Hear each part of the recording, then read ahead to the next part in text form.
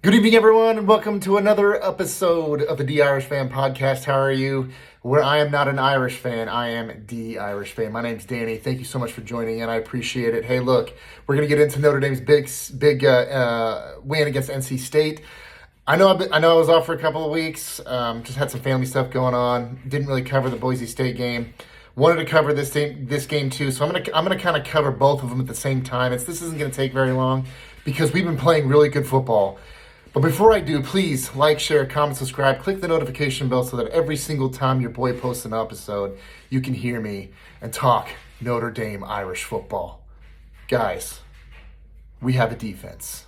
Yes, I have been critical on our defense and Chris Ash and Marcus Freeman for that matter on our defensive play, especially the first couple of games this year.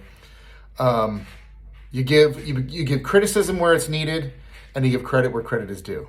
Whatever was going on early on in the season, we've righted the ship. Is it perfect? No. There's still work to do. There's plenty to clean up. There's still questions, you know. But look, I'm going to keep those questions for another day. For right now, I'm going to give credit where credit is due. They have figured out the starting rotation. Actually, I think this is a big reason why they have improved on defense. I'm going to kind of get into the good, bad, and the ugly for the last couple of weeks, specifically today. So I'm going to start with the good, the defense. We have been playing well. Going back to my previous point, I think part of that reason is we have figured out who the starters are for the secondary, and for some reason, and this is part of the questions, part of the early questions that I have for earlier on in the season, which is, why was Jalen Stroman starting instead of Tay Johnson? And why was Dallas Golden the second string over Carson Hobbs at the nickel? Just those two moves right there have really improved the secondary. And I might add, I think what's really happened is they've dumbed down the defense. Earlier on in the first couple of games, you kept seeing making line checks constantly, moving in the backfield. They were never set for a play. They didn't know what was going on. They couldn't think cerebrally through each play. Everything was more of a reaction than it was being in a spot at a specific time, which is what you need for zone defense. And they're not doing that as much, so that's good. They're also playing a lot more man, which is also good. But when they are playing the zone, this is really what encourages me. When they are playing zone defense, and they played a lot today. They played a lot the last couple of weeks, but when they are playing zone defense, they know what's going on. Where they're playing it better. There's not these wide open holes. Yes, there's still a couple of plays here and there that are big. We're still kind of keeping it close in the first half for some reason. The last couple of weeks, that's probably more on the offense than it is on the defense. Well, it definitely is more on the offense than it is on the defense. But the good, the defense, they've been playing really, really well. And I got to give credit where credit is due. Chris Ash and Marcus Freeman have figured something out, and they're finally playing good defensive football. Are they playing championship level football? We're going to find that out next week because they got a really good... So the last couple of weeks, they played good offenses. Well, next week, they're playing a great one. Now, whatever you think of the USC football team, whatever you think of their defense, whatever you think of the opponents they've been playing, they play Michigan tonight. So, if you want to get a good preview of this Notre Dame, of this USC football team, watch them tonight. Especially considering that they're going to be playing a team equivalent to, and don't get me wrong, I hate Michigan, but equivalent to the talent and depth and stuff that Notre Dame has. So watch them tonight. I'll probably watch the highlights myself. But so next week we're gonna find out if they're playing championship level football, the defense at least. And that's gonna be, your boy's gonna be. I'm not gonna be there, but your boy's gonna be watching. I'll do a pregame analysis of what I think of USC. I'm gonna watch at least the highlights, if not some of the game tonight. So I can't wait for that. But the defense, they are playing good defensive football, and I'm proud that this group has rallied. And if we get over this next hurdle next week, then we've got a good chance of being 10-2, and a 10-2 Notre Dame football team I think makes the playoff. While I'm on the good, let me talk about that for just 1 second. the playoff. Everyone keeps saying, well, you need to if you want to make the playoff, you got to win out. And even then, we might not, we don't know. Look, last year, the first playoff, and that's the only gauge that we have, because that was the only year that we've had a 12-team playoff. So last year, 8 of the 12 playoff teams had at least 2 losses. Clemson had a third loss. Now, granted, that was because they won their conference championship game against SMU. However, I think it's worth noting that there were 8 of the 12 teams that had 2 losses, including the national championship winner, Ohio State. Didn't play in their conference championship game, didn't win their conference, was 10-2, and hosted a playoff game. Again, they had a couple of big wins. They beat, they beat Penn State last year, which was a big win. So, yeah, I get that each season has its own nuances and special special circumstances that happen, but I believe a 10-2 football team is going to make the playoff. Whether they host a game or not is yet to be seen. Like I said, there was a couple 10-2 football teams last year that did. That was because they had good wins. We will not. Will the committee look at, like, I know they always say it's about your wins. We want to see good wins, not good losses. But I don't really believe that, to be quite honest with you. Especially if Miami and Texas A&M continue winning. If those 2 teams are top 10 teams by the end of the season, and the committee looks at that and says, we have Notre Dame had their 2 losses. They're 10-2, and their 2 losses are against 2 top 10 teams by a combined 3 points. How could we hold them out of the playoff? That's what I think. So those are my thoughts, at least on that for now. There's a lot of football left to play. There's a lot of chaos left to be rained down upon college football. It's already happening. IU just upset Oregon in Eugene today. There's a lot that's going on. So the whole overall big picture, which is what this podcast is all about, a 30,000-foot view of the Notre Dame football program and how it pertains to college football, we're going to find out a lot throughout the rest of the season. But for right now, playoffs hopes are still alive. And again, if we win out, we'll be in. Don't worry. I promise we will.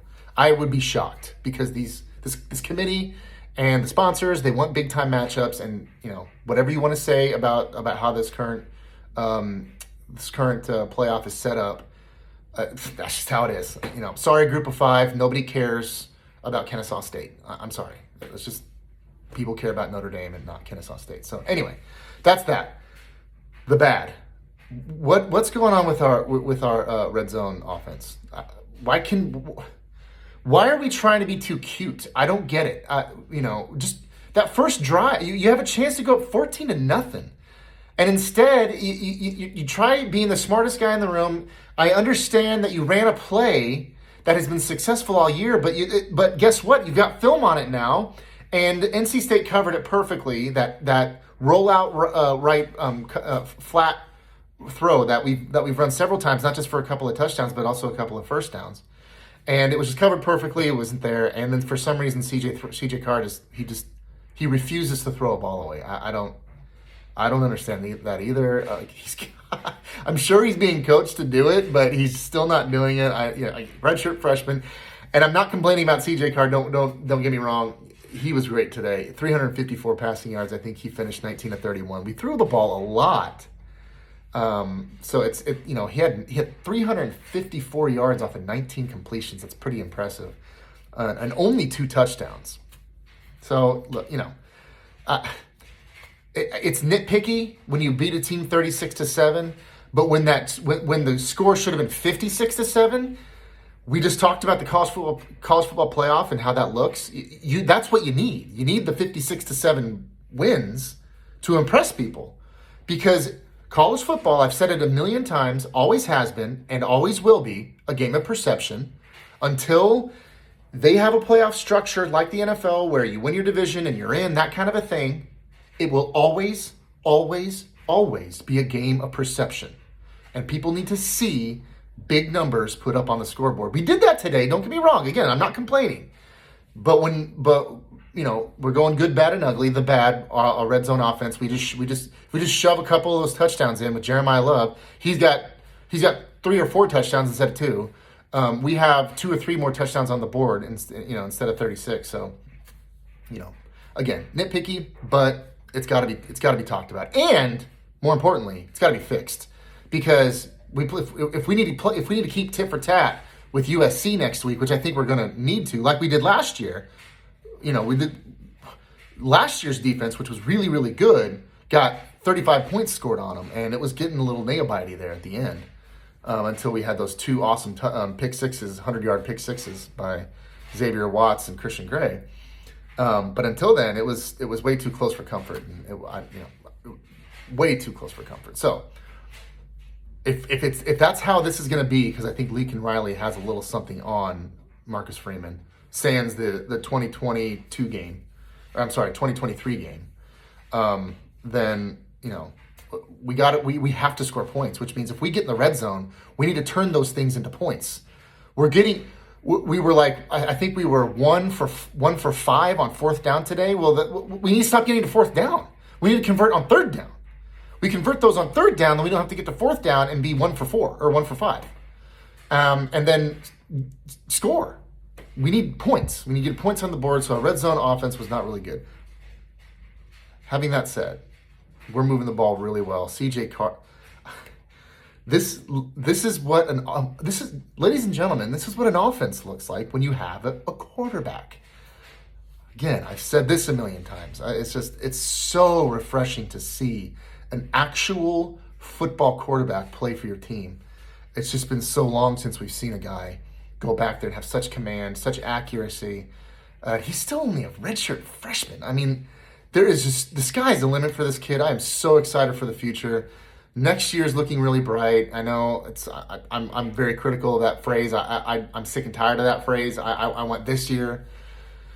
Do I think we're going to win the national championship this year? No, I don't. But competing for one, I guess I'll settle for it. But this podcast is all about winning national championships and not competing for them. So I'll take what I can get at this point.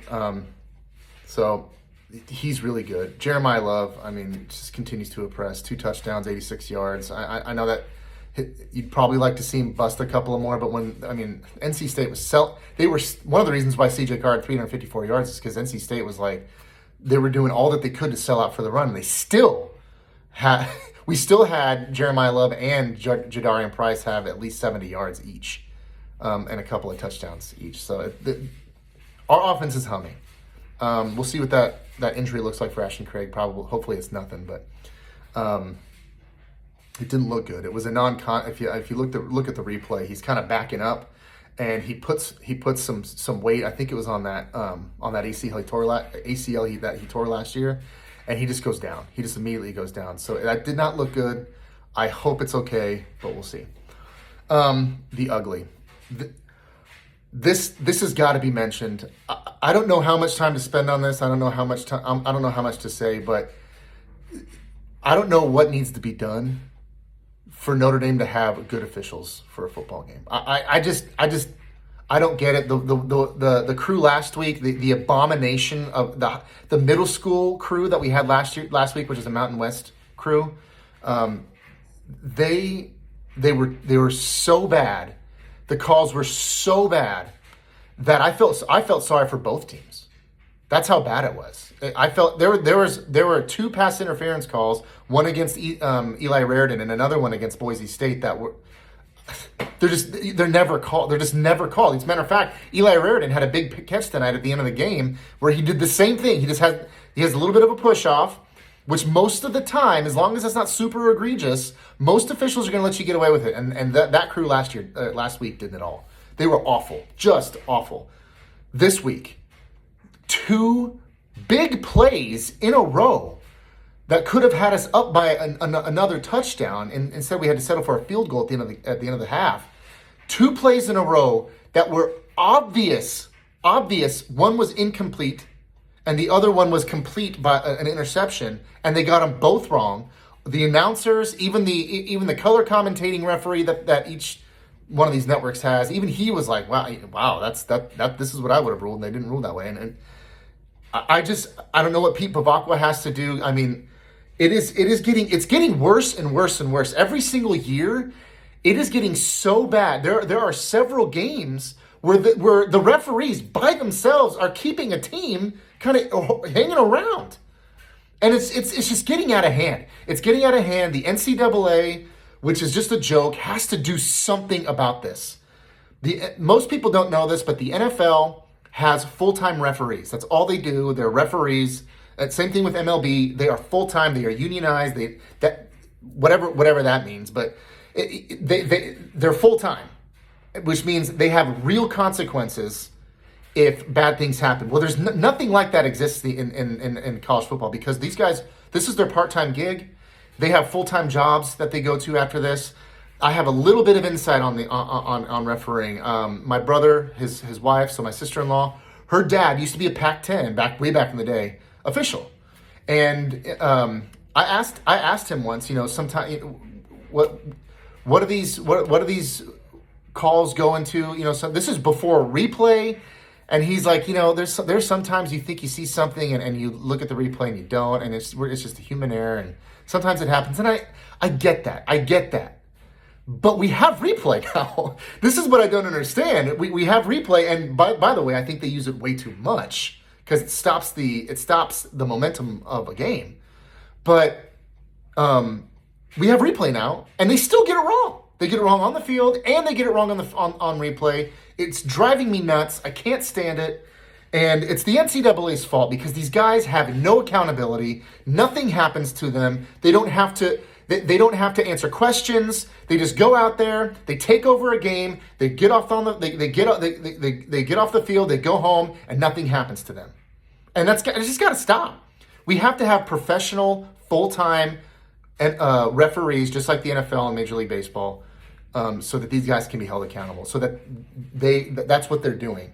My brother's father-in-law, he did sales. He made way more money doing his full-time job than he did doing the refereeing job. And when I say he was a referee, I went to several Notre Dame USC games that he was refereeing at. So it's not like he was a small time. He was a big time referee. So a little bit of insight on there. They just don't have any accountability, and like, quite frankly, there's probably a lot of them that would quit if they did, which is good. It's a good thing to root out some of the weaklings in order to get to the cream of the crop, so that we can actually have good officiating. And I mean, it's not just the calls that they make on the field and then they replay and they end up getting it wrong. It's not even those. The rules are still, there's so many rules that are open for interpretation. Personal fouls, targeting calls, roughing the passer calls. Oh my gosh, last week there were 2 egregiously horrible roughing the passer calls. These judgment calls. There needs to be 2 or 3 markers per serious call, at least. And if you hit all 3, fine, throw the flag. And again, even on targeting, that's a play that you review to make sure that it's right. But they still, nobody knows what it is. NC State, we played NC State a couple years ago at NC State. And I don't know if any of you guys remember this, but Jordan Patello, he got a targeting call on him. He hit a guy in the thigh. I kid you not. Go watch the game again on YouTube. He hit someone with the crown of his helmet in the thigh. And the referee goes, yep, that targeting covers you from head to toe. And I was like, what? I still haven't heard, I've never heard that before, and I haven't heard it since, that targeting protects you from head to toe. And apparently it does, but you tell me the last time you saw a guy hit someone with his helmet in a knee or a thigh area and targeting was called. And that happened to Notre Dame a couple of years ago. So these guys don't know what they're doing. Most of them, they're just there because it's something to do. I don't even know if most of them like football. I really don't. I get that it's probably a thankless job, if you're a referee, but it's just so bad. I don't know what people talk about to do. I don't want to rant about this because there's nothing we can do about it. So except complain about it, and it's just so bad. It was absolutely ridiculous.